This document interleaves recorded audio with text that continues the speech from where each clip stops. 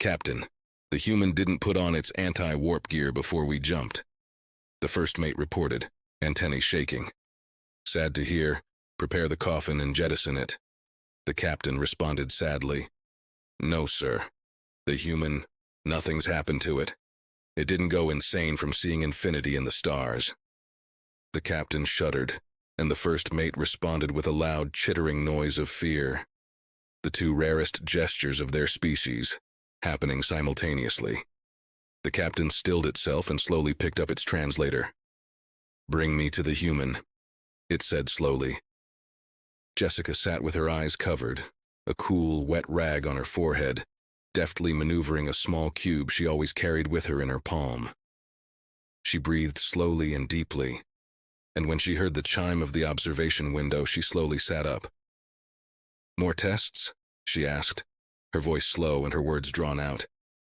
Human Jessica. No more tests for now, only questions. The translated voice of the captain came over the speakers. Do you mind if I lay down while I answer them? A click, which Jessica knew to be an affirmative sound, though untranslatable. She laid back down, slowly. What happened, Human Jessica? Reports state you were not wearing your anti-warp suit. No one thought to check that the suit issued to me was for a human. It was not. I couldn't get into it. She groaned, curling up slightly. She felt horribly exposed, like a goldfish in a bowl. Being the only human on a mixed-species vessel had some very embarrassing downsides.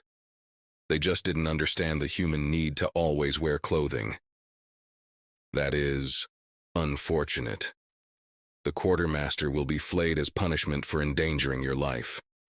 Jessica bolted upright to protest, but both a wave, a nausea, and a shrill sound she knew to be the equivalent of a shh cut her off. A standard punishment for their species. They will recover quickly. Now you must tell us what happened during the warp. All reports suggest you are the only living being to survive a warp unprotected. The translated voice sounded hurried, anxious. Once I realized that the suit wasn't going to fit, I knew I was going to die. I went through the 7 stages of human grief in about the span of a minute. As the warp tunnel opened, I crawled into the locker. I figured that it would make my remains easier to recover and clean, given that I was sure to be turned to paste. But the acceleration I felt wasn't much more than my favorite roller coaster back on Earth. It was intense for sure. Left me plastered to the wall, unable to move. Just when I thought I would black out, there was nothing. Nothingness itself. Pure, infinite, void. Made my head hurt trying to comprehend it. That's it? That's all you saw? The voice sounded incredulous, almost angry. Yes? I mean, technically I didn't see anything at all.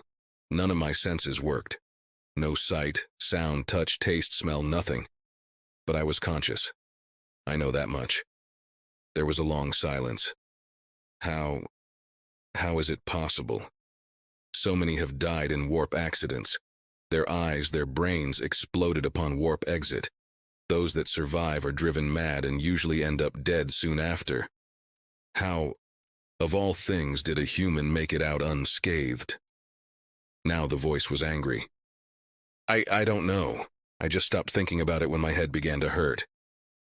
If Jessica had have been able to see through the observation window, she would have watched as the two most feared and respected members of this crew, the captain and the first mate, faint from shock,